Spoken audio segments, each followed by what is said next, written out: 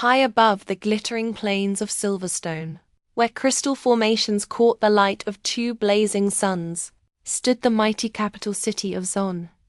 Its towers stretched toward the purple-tinted sky like giant silver spears, each one a symbol of the Zarokian Empire's endless power.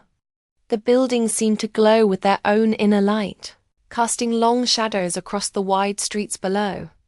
But in the heart of the great imperial palace, where golden corridors stretched for miles and crystal chandeliers hung like frozen stars, a lonely figure moved through the empty halls.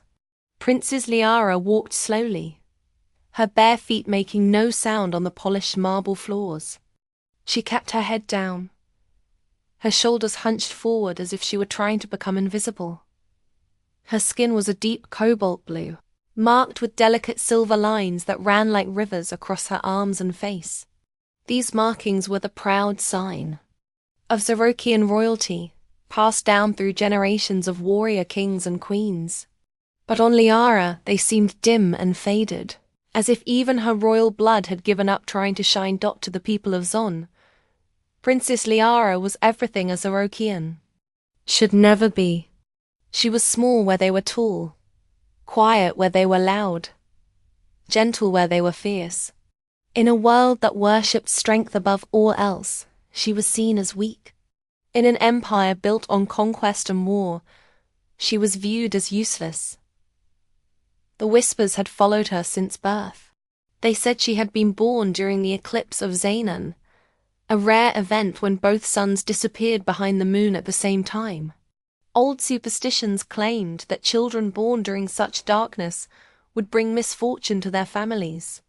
While no Zarokian would openly admit to believing such old tales, the timing of her birth had marked her as cursed in the eyes of many. As she grew older and remained frail and soft-spoken, the whispers only grew louder. Her people were warriors, shaped by thousands of years of battle and victory. They celebrated physical power, clever war tactics, and the ability to endure any hardship. To fail in any of these areas was to invite shame and disgust.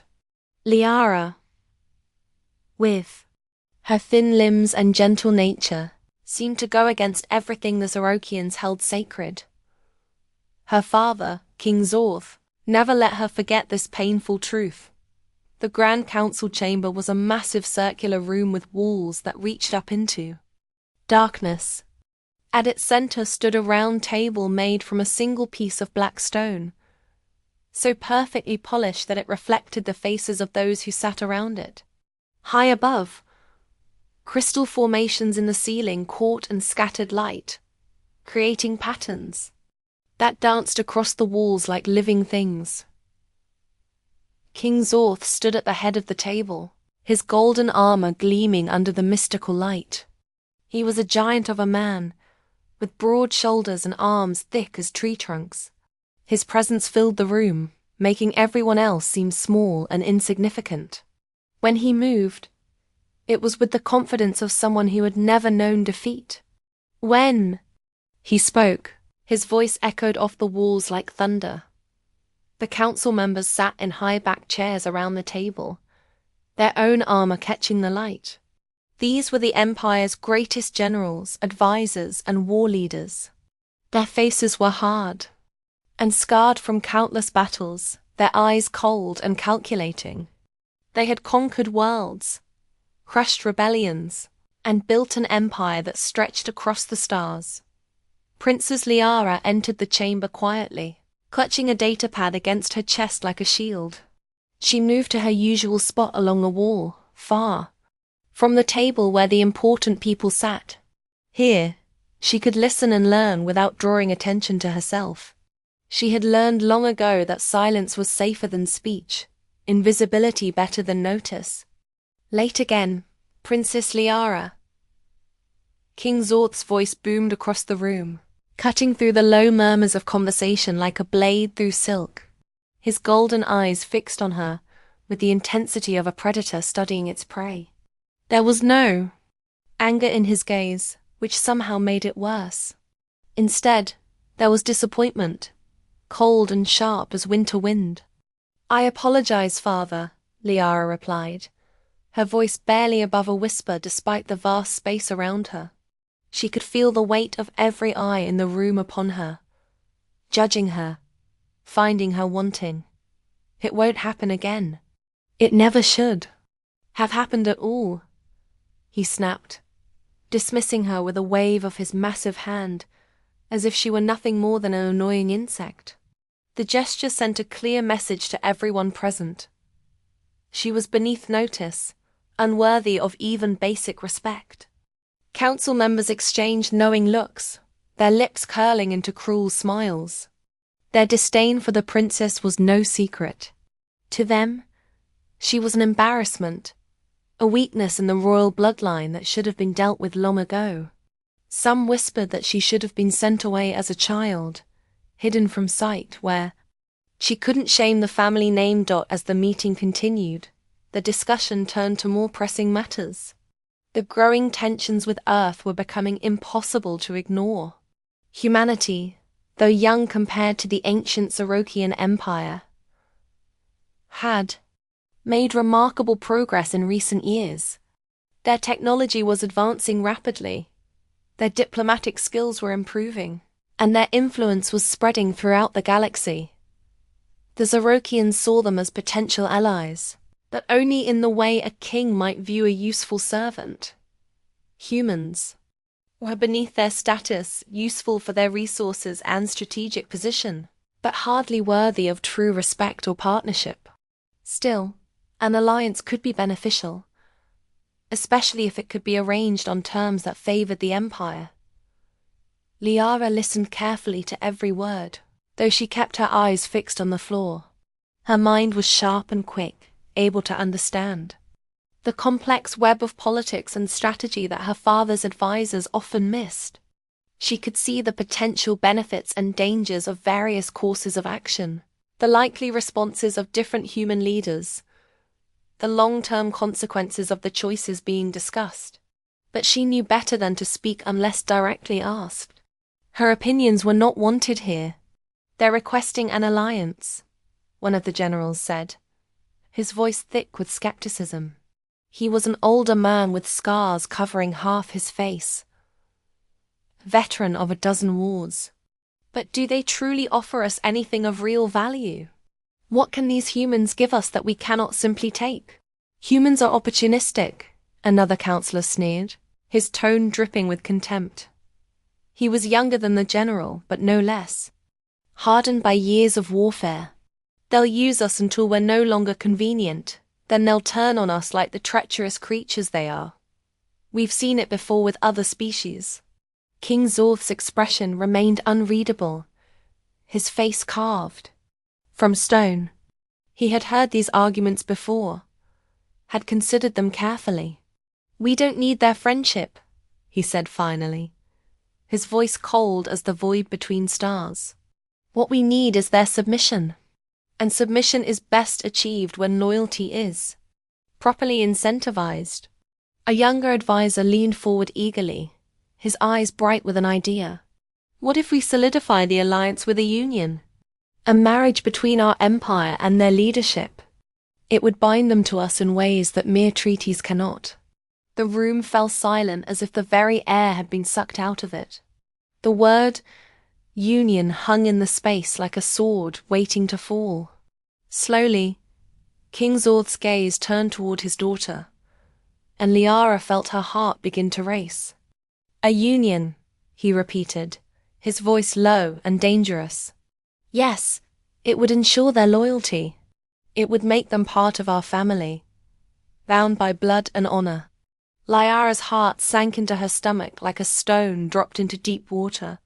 She could feel the weight of the council's stares as if they were physical chains wrapping around her limbs.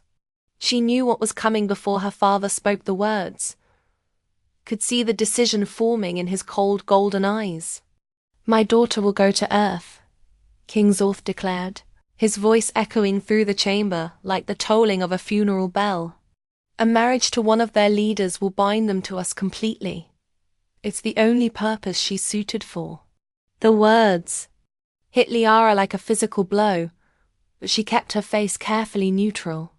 She had learned long ago that showing pain only invited more of it. "As you command, father," she said softly, her tone empty of all emotion. She had also learned that resistance only brought greater humiliation.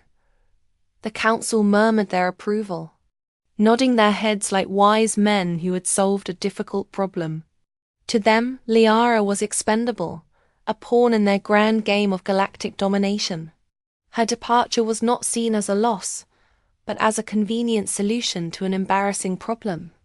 They would be rid of their weak princess, and they would gain a useful political tool in the process. The days leading up to her departure passed like a dream, or perhaps a nightmare. The palace, which had never truly felt like home, now seemed even more foreign and cold. The servants who had always ignored her now avoided her entirely, performing their duties with mechanical efficiency but without any warmth or kindness. They moved around her like she was already gone, already forgotten.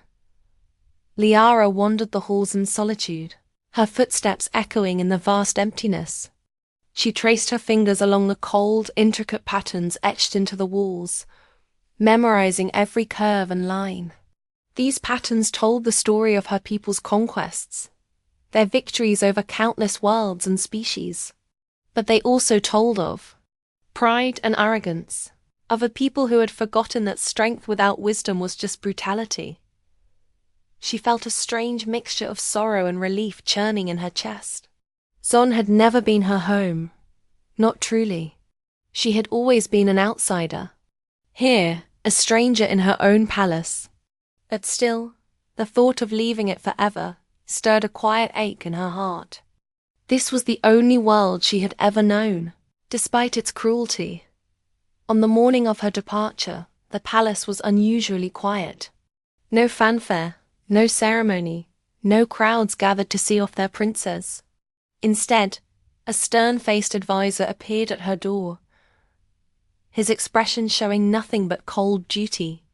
"Princess," he said, his voice formal and distant, "it's time."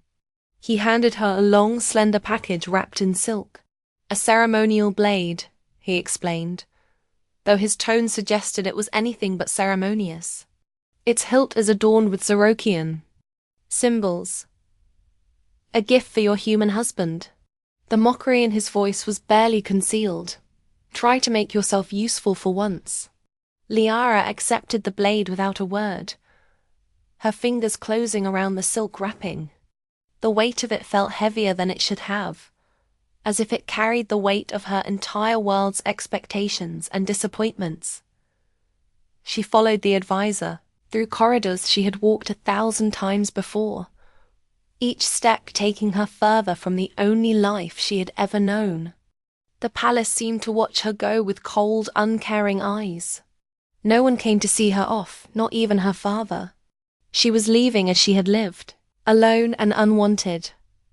The diplomatic vessel that would take her to Earth waited on the landing platform, like a great silver bird. Its hull gleamed in the light of the twin suns, and its engines hummed with barely contained power. It was beautiful in the way that all Zerokian technology was beautiful, sleek, efficient, and deadly. As Liara boarded the ship, she paused at the top of the ramp and looked back at her homeworld one last time. The twin suns were setting, casting their final rays across the horizon in shades of gold and crimson. The crystal spires of the capital city glowed like candles in the growing darkness, and for a fleeting moment she felt untethered, as if her very existence had been left behind on that cold, distant world. The ship's interior was as impressive as its exterior, with polished metal surfaces and softly glowing lights that created a sense of calm and order. Her quarters were small but comfortable, with a bed, a desk, and a window that looked out into the vast emptiness of space. As the ship lifted off, Liara pressed her face to the window and watched Zon shrink into the distance. The planet became a blue-green dot, then a speck, then nothing at all. She was truly alone now, traveling through the void toward an uncertain future. The journey to Earth took several days, during which Liara threw herself into studying everything she could about humanity. The datapad in her hands became her constant companion, offering glimpses into a species unlike any she had encountered before. Humans were fascinating in their contradictions. They were chaotic yet organized, diverse yet unified, fragile yet incredibly resilient. They didn't thrive through raw strength like the Zorokians, but through ingenuity and cooperation. They built bridges instead of walls, created art instead of weapons, and found ways to work together despite their differences. Their cultures were vibrant and varied, each one unique yet connected to the others. Their histories were filled with conflict and struggle, but also with moments of incredible beauty and triumph. Their philosophies were profound and complex, dealing with questions that the Zarakians had never bothered to ask. For the first time in her life, Liara felt a flicker of genuine curiosity pierce through her dread. These humans sounded interesting, different from what she had expected. Perhaps this forced marriage wouldn't be the nightmare she had imagined.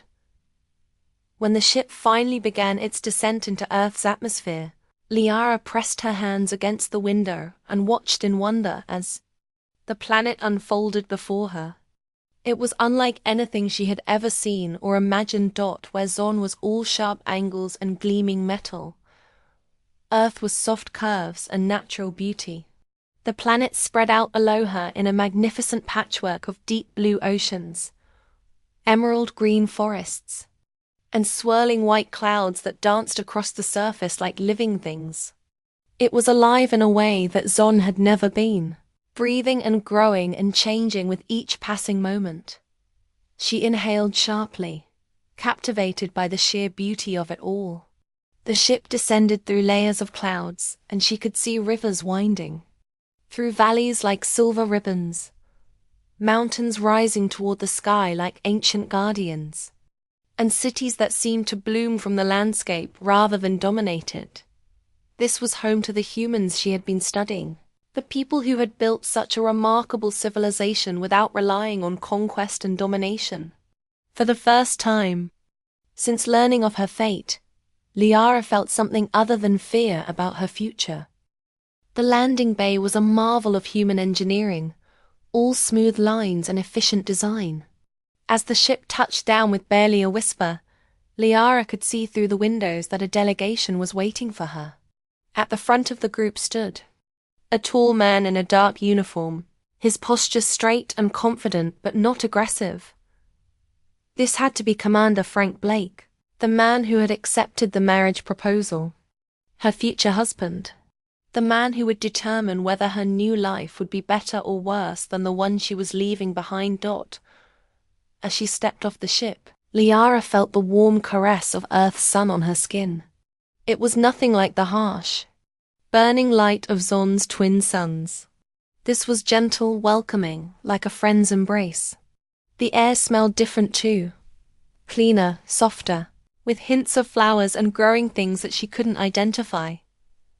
She paused on the ramp, tilting her face toward the sky and letting the strange new sensations wash over her. For a moment, she forgot about the delegation waiting for her, forgot about the political implications of her presence here, forgot about everything except the wonder of being in a place where the very air seemed to welcome her. Beautiful, isn't it? A voice said nearby, interrupting her thoughts, but not in an unwelcome way. She turned to see Commander Blake standing a few feet away, watching her reaction with what looked like genuine interest and kindness. He was taller than she had expected, with dark hair touched with silver at the temples and sharp features that spoke of intelligence and strength. But it was his eyes that caught her attention. They were warm and gentle, nothing like the cold, calculating stares she was used to. "Princess Liara," he said, his voice steady and respectful. "Welcome to Earth." She hesitated, searching his face for any sign of mockery or pity, but found neither. Instead, she saw something she had rarely encountered in her life. Simple human kindness. "Commander Blake," she replied carefully, inclining her head in a formal gesture. "Thank you for receiving me. Call me Frank," he said with a small smile that transformed his entire face. "And let me get one thing straight right from the start. You're not here as a symbol or a tool or a political pawn. You're here as my partner, and we'll figure this out together." His words hit her like a physical shock. She had prepared herself for disdain, for manipulation, for being treated as a commodity to be traded. But she had not prepared for kindness, for respect, for the possibility that this man might actually see her as a person, rather than a problem to be solved. For the first time in years, something stirred within her chest, a fragile, tentative thing that she was almost afraid to name. It was such a foreign feeling that she barely recognized it. Frank gestured toward a sleek transport vehicle waiting nearby. "Let's get you settled in," he said. "There's plenty of time to explore and get to know each other. No rush, no pressure." As Liara followed him toward the transport, she felt something she had never experienced before. With every step away from the ship that had brought her here, the weight of Zon's scorn seemed to lift a little more. She was walking toward an uncertain future, yes, but for the first time in her life, that uncertainty felt like possibility rather than doom. The transport glided smoothly through the Earth landscape, and Liara pressed her face to the window like a child seeing the world for the first time. Everything was so different from home. The rolling hills covered in green, the rivers that sparkled like jewels in the sunlight, the buildings that seemed to grow from the landscape rather than dominate it. "This isn't quite the Earth you might have read about," Frank said, noticing her fascination. "We've come a long way in the last century." "How so?" she asked, genuinely curious. Global conflicts forced humanity to rethink everything: energy, governance, even how we live together. What you're seeing now is the result of that learning process. Our cities are smaller and more sustainable. We've learned to take care of our planet because we almost lost it once. His tone carried a mix of pride and humility that was completely foreign to her. Xerokians boasted of their conquests and their power, but Frank spoke of adaptation and cooperation as if they were virtues, rather than weaknesses. "It sounds harmonious," Liara said softly. "Your people adapted well." Frank glanced at her, and she saw something thoughtful in his expression. "Adaptation is survival," he said simply. "It's something humans have gotten good at over the millennia." The interview transport brought them to a compound nestled at the edge of a vast forest. The buildings were constructed from natural stone and glass, creating a harmony between human architecture and the natural world that surrounded it. Everything felt organic and welcoming, so different from the cold, imposing structures of Zon. Frank led her to a residence set apart from the others, surrounded by gardens filled with flowers and trees. The building seemed to breathe with the landscape around it, as if it had grown there naturally, rather than being built. Inside, the space felt both open and intimate. Light streamed through large windows, casting warm patterns across wooden floors that glowed with their own inner beauty.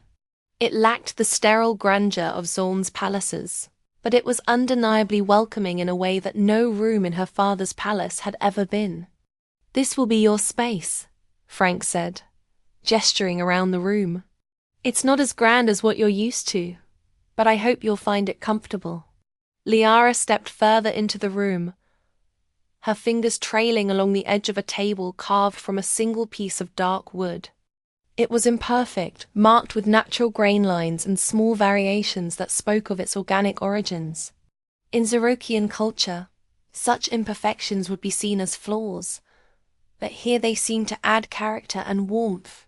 "It's beautiful," she said, and was surprised to hear the genuine emotion in her own voice. Frank tilted his head, a trace of humor in his expression. Not what you expected? She hesitated, then shook her head slowly. No, but perhaps that's a good thing. His smile widened, and she saw something in his eyes that she had never seen directed at her before. Approval. Not the grudging acceptance she occasionally received from palace servants, but genuine, warm approval of who she was rather than what she represented. Take some time to settle in, he said gently. I'll be back in an hour to show you around the compound. There's no rush, we have all the time in the world. After he left, Liara wandered through her new home with wonder. Every detail intrigued her, from the soft fabrics to the warm colors to the way the light fell across every surface. She paused at a bookshelf filled with actual physical books, something nearly extinct on Zon, where all information was stored digitally. The book's spines bore titles in various languages, some familiar from her diplomatic studies, others completely foreign. She ran her fingers over the smooth covers, tempted to pull one free, but unsure where to start. The very idea that she could simply choose a book and read it whenever she wanted felt like a luxury beyond imagination. The sound of chirping drew her to a window where she saw small winged creatures flitting between the trees.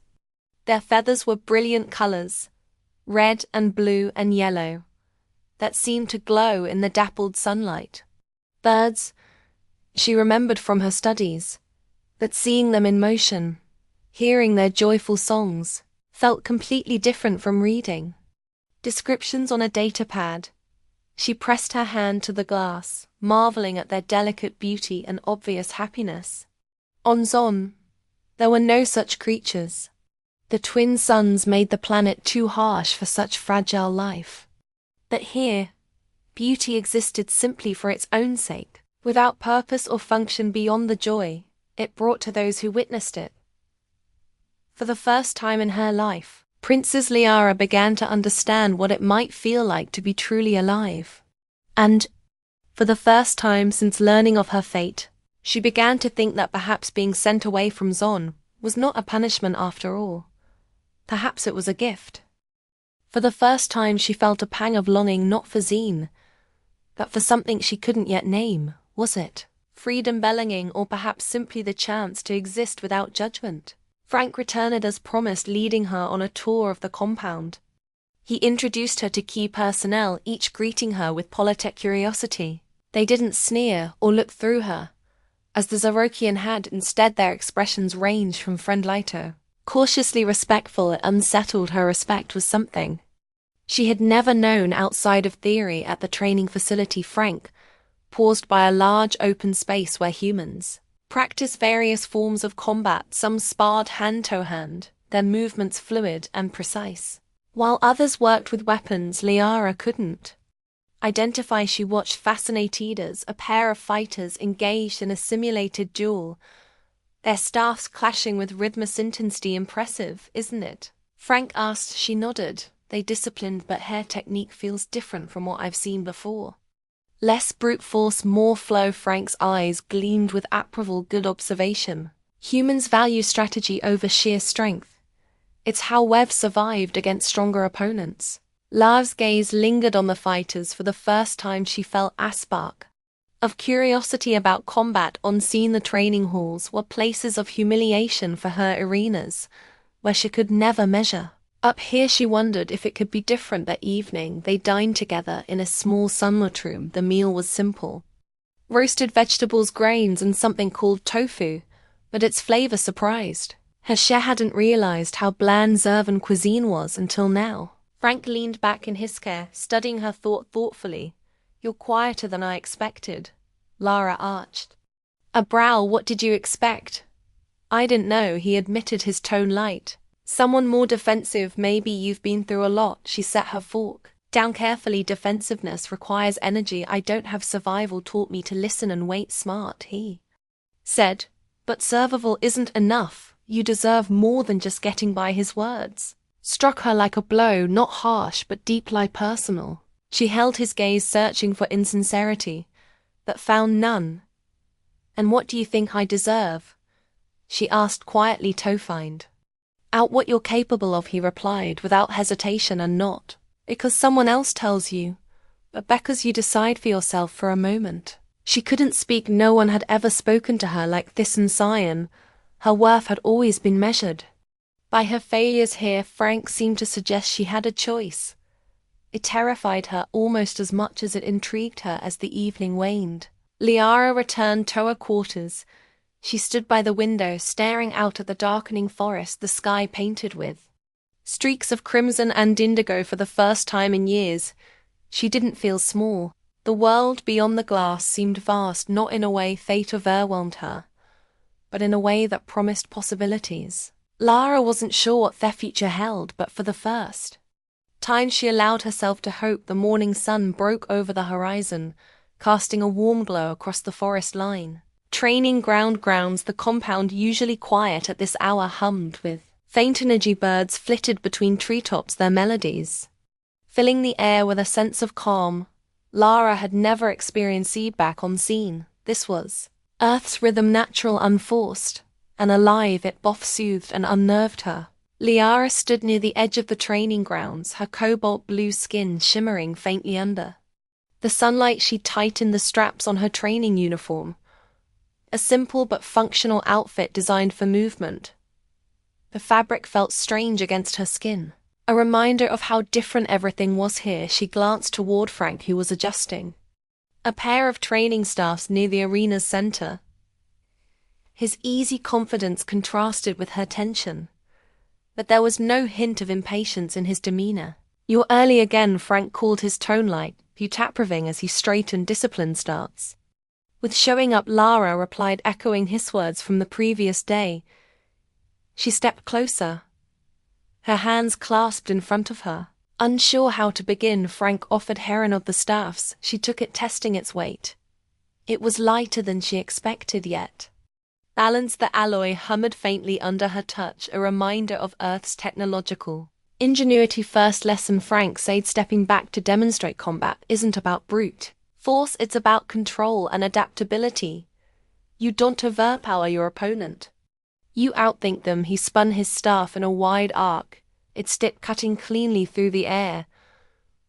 His movements were fluid, each transition seamless. Lara watched intently, noting how his body seemed to anticipate the staff's momentum, guiding rather than forcing it. She tried to mimic him, but the first attempt was stiff, the staff wobbling in her grip. "Relax," Frank said, stepping closer. "You're holding it like a sledgehammer.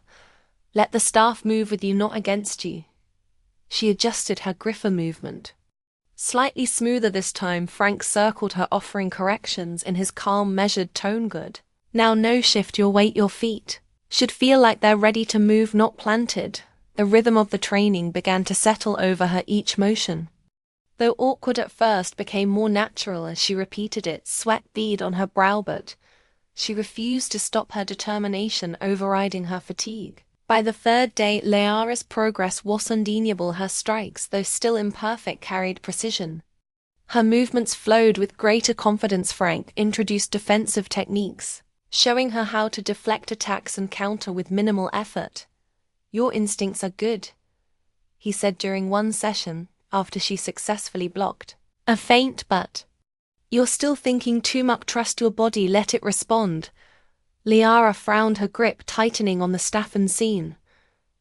"I was told my body was useless, weak." Frank's expression softened. "Maybe that's because no one took the time to see what it could really do." His words struck her deeply, but she didn't respond. Instead, she resumed her Saint Dan, her movements sharper now, as if fueled by the memory of past scorn. Frank didn't press her further, letting her actions speak. One morning during a sparring session, something unexpected happened. Frank lunged forward, his staff aimed at her side in a calculated strike.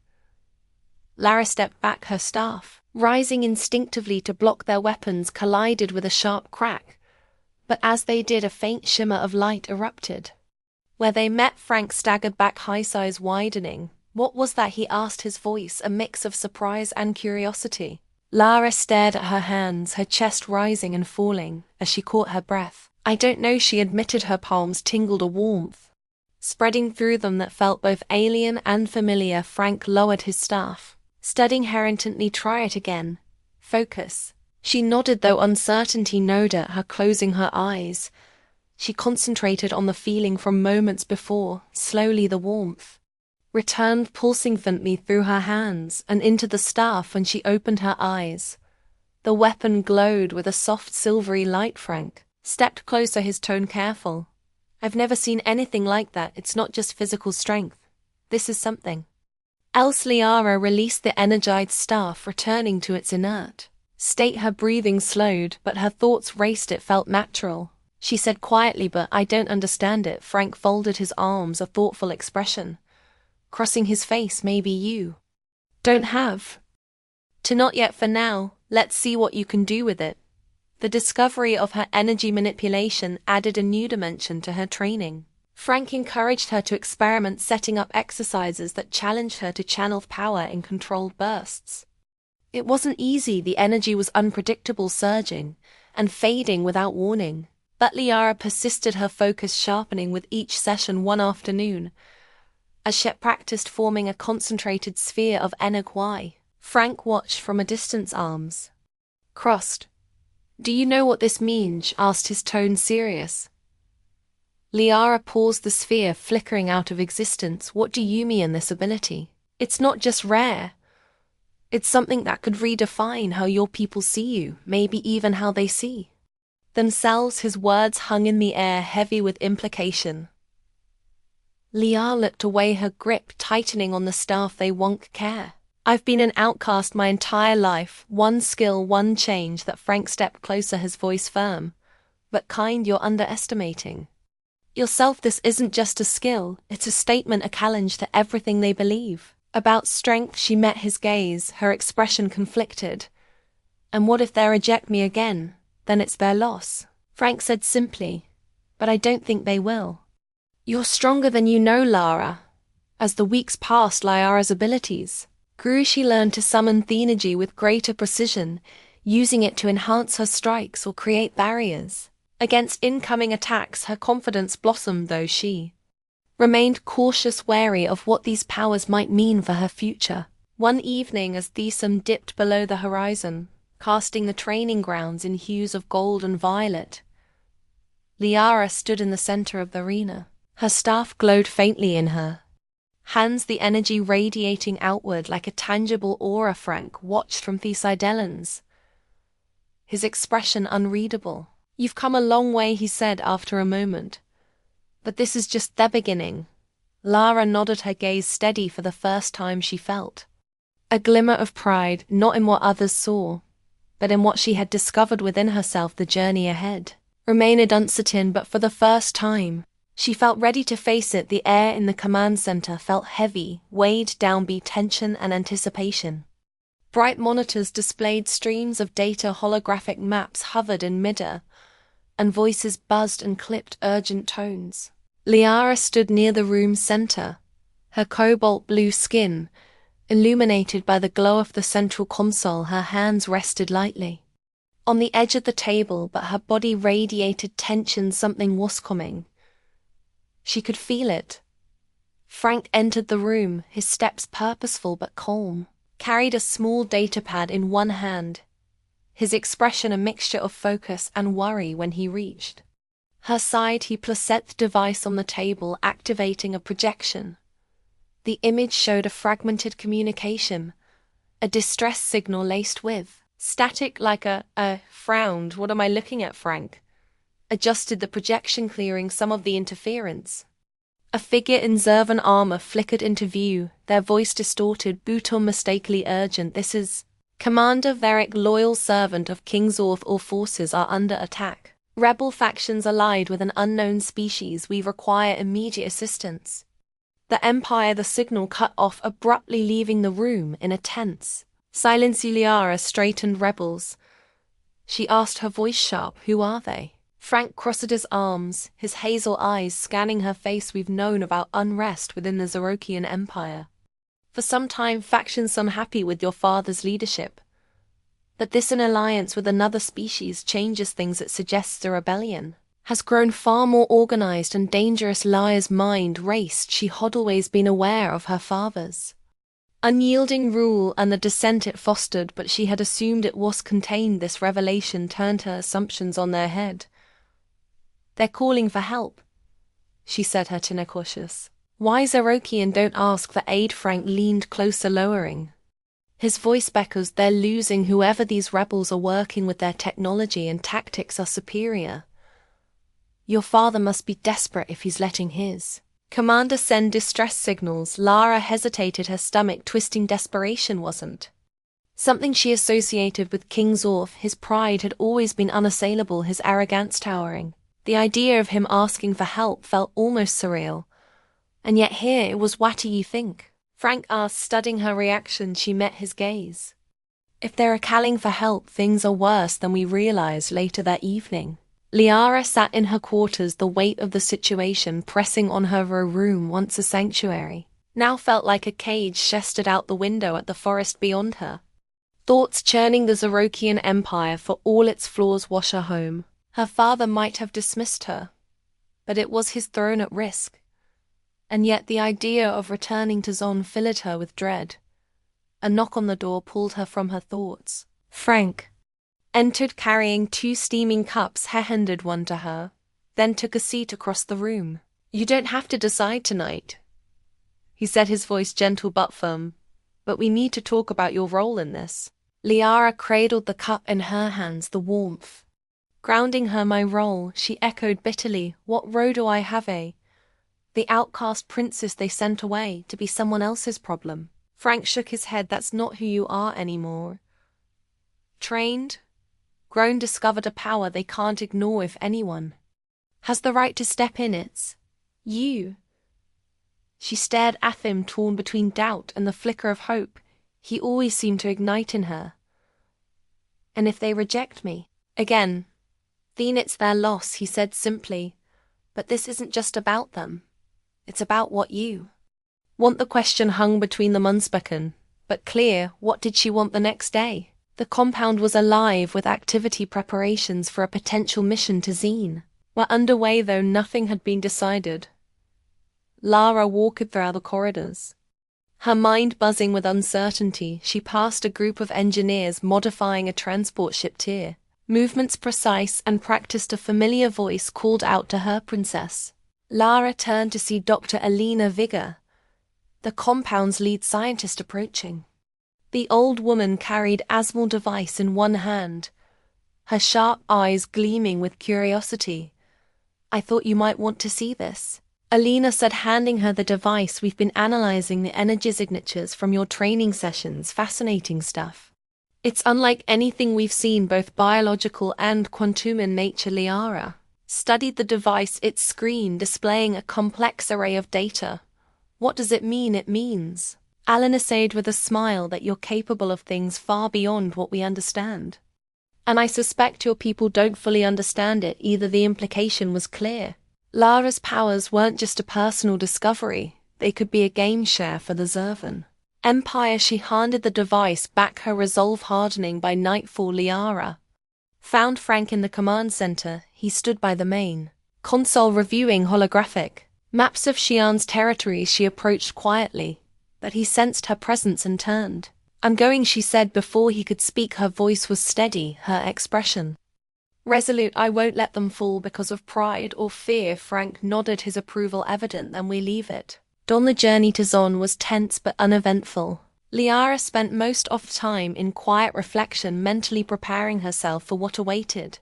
Frank sat nearby, giving her space, but offering the occasional reassuring glance. When they finally arrived, the planet loomed large before them. Its twin suns cast inga harsh light over the metallic spires of its cities as their ship descended. Liara's heart pounded. The weight of her return, of the Empire's expectations, pressed heavily on her. The landing bay was eerily quiet. A small delegation waited, their expressions wary. Among them was Commander Verick, the man from the distress signal. He bowed stiffly when Liara stepped forward. "Princess," he said, his voice formal but tinged with surprise.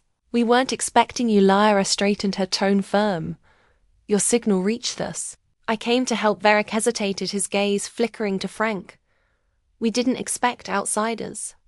Either Frank stepped forward, his tone calm, but commanding. We're not here to interfere. We're here to help. Let in focus on Thetherit. The tension in the room eased slightly, though it didn't disappear entirely. Varric gestured for them to follow, leading them into the heart of the base. As they walked, Lara couldn't help but notice the signs of strain. Damaged walls, exhausted soldiers, and a palpable sense of unease. The Empire was crumbling from within, and the sight filled her with equal parts sorrow and determination. That night, Liara stood on a balcony overlooking the city. The spires that once symbolized unshakable strength now seemed fragile, their edge softened by time and conflict. She clenched her fists, the energy within her sparking faintly.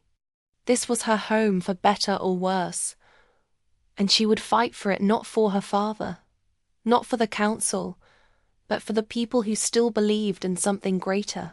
The rebel ships moved like shadows across the violet sky of Zon, their dark hulls gleaming with stolen Zarokian alloys. Explosions lit horizon as the last of the outer defenses crumbled, leaving the Imperial Palace. Vulnerable smoke curled upward from the city below, filling the air with the acrid scent of burning metal and scorched earth. Lara watched it unfold from the observation deck, her chest tight with a mix of dread and determination behind her. The command center buzzed with frantic activity. Holographic displays projected the battlefield in stark detail. Flickering grid markers showed the rebels' overwhelming forces encircling the capital. Officers barked orders, their voices tinged with desperation, while soldiers prepared for what many feared would be their final stand. Lara turned from the window, her cobalt blue skin reflecting the pale light of the monitors, her eyes locked on Commander Varric, who leaned over the central console, his face etched with frustration. They've breached the inerperimeter, he said, his tone grim. The palace shields won't hold much longer. Frank stepped forward, his presence steady amid the chaos. What about the Royal Guard? Can they regroup and fortify the throne room? Varric shook his head. The Guard is scattered. We've lost communication with half our forces. The rebels are too organized. Liara stepped closer, her voice cutting through the noise. They're organized because they have the alien faction backing them. Their technology is the key to this assault. Varric glanced at her, skepticism flickering in his.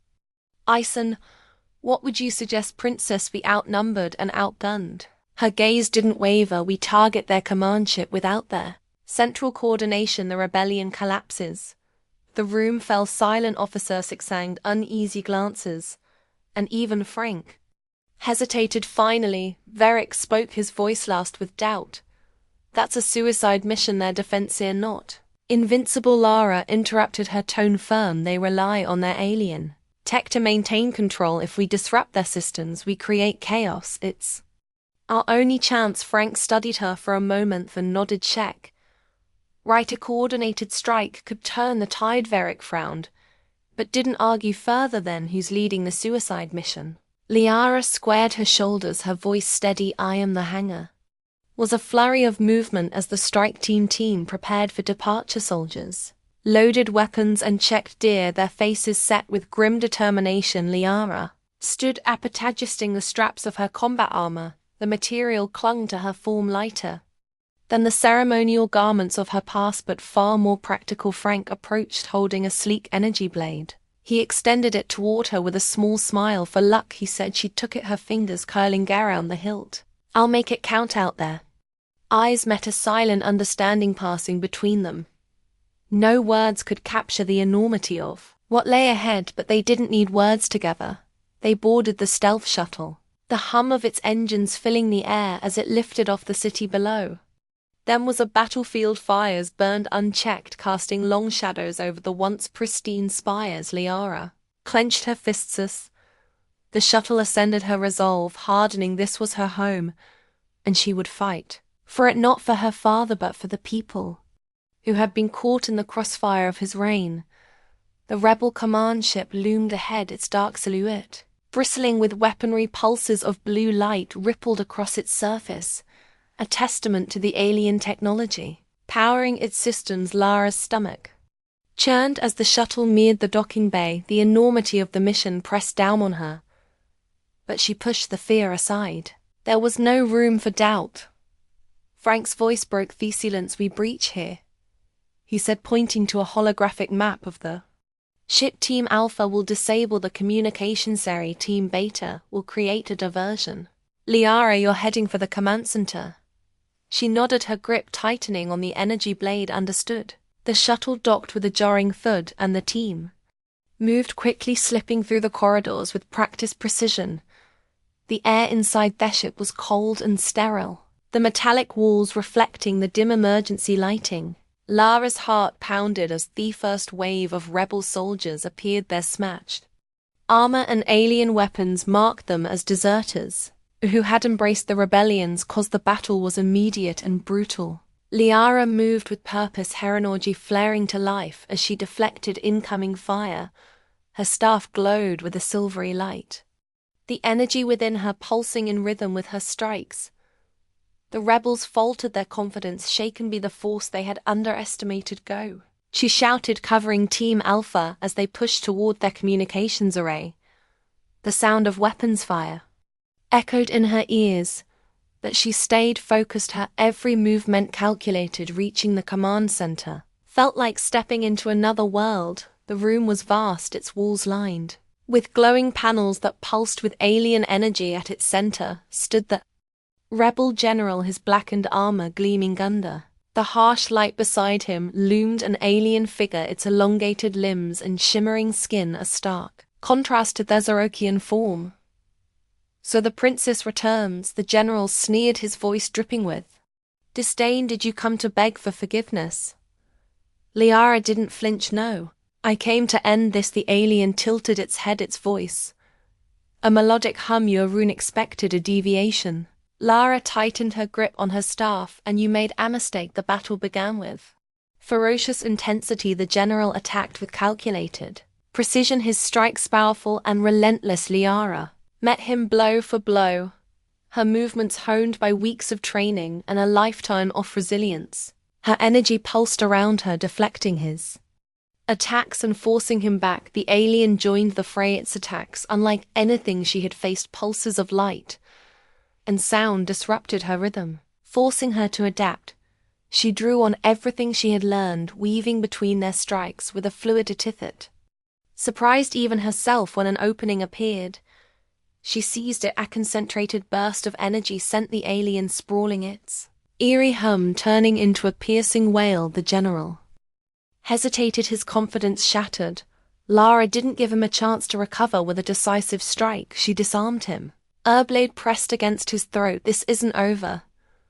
He spat, his voice trembling with rage. "It is," she said, her tone cold. "Your rebellion dies here." The alien, its form flickering, retreated into a shimmering portal, leaving the general behind. Liara watched it disappear, a sense of unease settling over her. The battle was won, but the alien retreat felt calculated, as if it had more top play. Back on Zon, the sight of the retreating rebel forces brought a collective cheer from the defenders. Their place was safe for now. Lara stood on the balcony overlooking the city. The fires below, slowly extinguishing, the spire still stood, but the scars of the rebellion were undeniable. Frank joined her, his presence steady as always. "You did it," he said quietly. "For now," she replied, her gaze fixed on the horizon. But this was just the beginning. The victory was bittersweet. The rebellion had been quelled, but the alien faction's true motives remained a mystery. Liara knew they would return, and when they did, she would be ready for the first time. She felt the weight of her role, not as a pawn, but as a leader. The throne room of science stood in quiet defiance of the chaos it had endured. The polished metallic walls, once symbols of Zerakai andaments, bore faint scorch marks and cracks from the recent rebellion. The royal banners hung in tatters, their silver threads catching the pale light that filtered through the fractured stained glass windows at the room center. King Zorth sat on the high throne, his imposing figure diminished by the weight of defeat. Lara entered, her footsteps echoing in the cavernous hall. She wore no ceremonial garb, only her battle-worn armor still starred with Suotan blood. Her cobalt-blue skin gleamed faintly under the light, and her energy pulsed within her, a silent testament to power she had wielded in the Empire's darkest hour. The king's golden eyes met hers. His expression, unreadable. The room was silent, except for the faint hum of distant repairs reverberating through the palace. Frank stood behind Liara, his presence of steadying force, though he kept his distance. This was her moment. You came back, Zora said, his voice low, but steady against my expectations. Liara stopped a few paces from the throne, her back straight, her chin held high. I didn't come for you, she replied, her tone calm but resolute. I came for the people you failed to protect. The king's jaw tightened, but he didn't lash out. Instead, he gestured for her to approach. Then tell me, Princess, what would you have done differently? She stepped forward, each movement deliberate.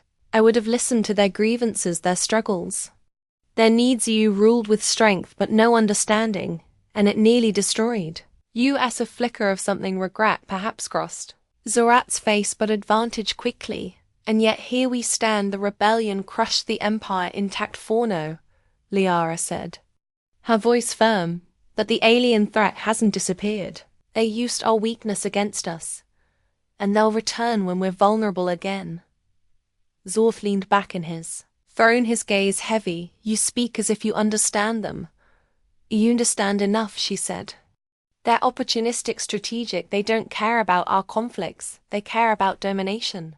And if we don't change, we'll hand them our empire without a fight. Her words hung in the air, sharp and unyielding. Zorth studied her, his expression a mixture of pride and resignation. You've changed, Lara. You're not the weak girl I sent away. No, she said, her voice unwavering. I'm not. And I won't let this empire fall because of your pride. The council convened the following morning, their faces a tapestry of skepticism, curiosity, and exhaustion. Liara stood at the center of the chamber, flanked by Frank and Commander Varric. The once confident nobles and generals now seemed hesitant, their authority shaken by the rebellion's near success. One of the elder counselors spoke first, his voice laced with condescension. Why are we listening to her? She abandoned this empire long ago. I was cast out, Lara corrected, her voice steady but sharp. Because I didn't fit your narrow definition of strength. Yet here I am, after saving your lives, standing in the ashes of your failure. The council murmured uneasily. Frank stepped forward, his tone calm but firm. Check, right? You were nearly overrun because you underestimated the rebellion and their allies. Liara saw what you couldn't. Another counselor, younger and more cautious, leaned forward. And what do you propose, Princess? How do we rebuild? Liara met his gaze, her expression resolute. By changing what we value. Strength alone isn't enough. We need adaptability, unity, and foresight. We need alliances, is not just with Earth, but with other species willing to stand against the alien threat. Her words drew murmurs of dissent, but she pressed on. Rebellion exposed our weaknesses. If we don't learn from this, we'll fall the next time the aliens strike. Varric, who had been silent until now, stood. She's right. I fought beside her. I saw her, led. Liara is the future of this empire. The room fell silent. Slowly the murmur shifted, the counselors exchanging thoughtful glances. The elder, who had dismissed her earlier, finally spoke, Histon grudging. Perhaps she has earned a chance to prove herself in the days that followed. Liara worked tirelessly. She collaborated with Earth's engineers to fortify Exithine's defenses, incorporating alien technology salvaged from the command ship. She met with survivors of the rebellion, listening to their stories and promising reforms that would address their grievances. For the first time, the people saw a leader who didn't just command from above but stood among them. Frank watched her from a distance one evening as she oversaw the installation of a new planetary shield. Her presence radiated purpose, her commands efficient but compassionate. He approached her, a faint smile on his lips. "You are doing it," he said, "building something better. She turned to him, her expression softening. I couldn't have done it without you. He shrugged, maybe, but this is your victory. Before she could respond, an aide approached holding a holographic tablet. Princier, transmission from the outer colonies. You need to see this. Lara took the tablet, her expression growing grim. As who read the report. Frank leaned in, his brow furrowing. What is it? Unidentified ships, she said. Skirmishes near the border. The aliens are testing our defenses. Frank's jaw tightened. They're not done, no, she said, her voice steady. But neither are we. The coronation came weeks later. A ceremony unlike any scene had seen gone, where the ostentatious displays of power and wealth. Instead it was a solemn but hopeful gathering. The palace thronged with citizens who had come to witness history. Liara stood before the throne, not in the ceremonial garb of her predecessors, but in a simple battle-worn uniform.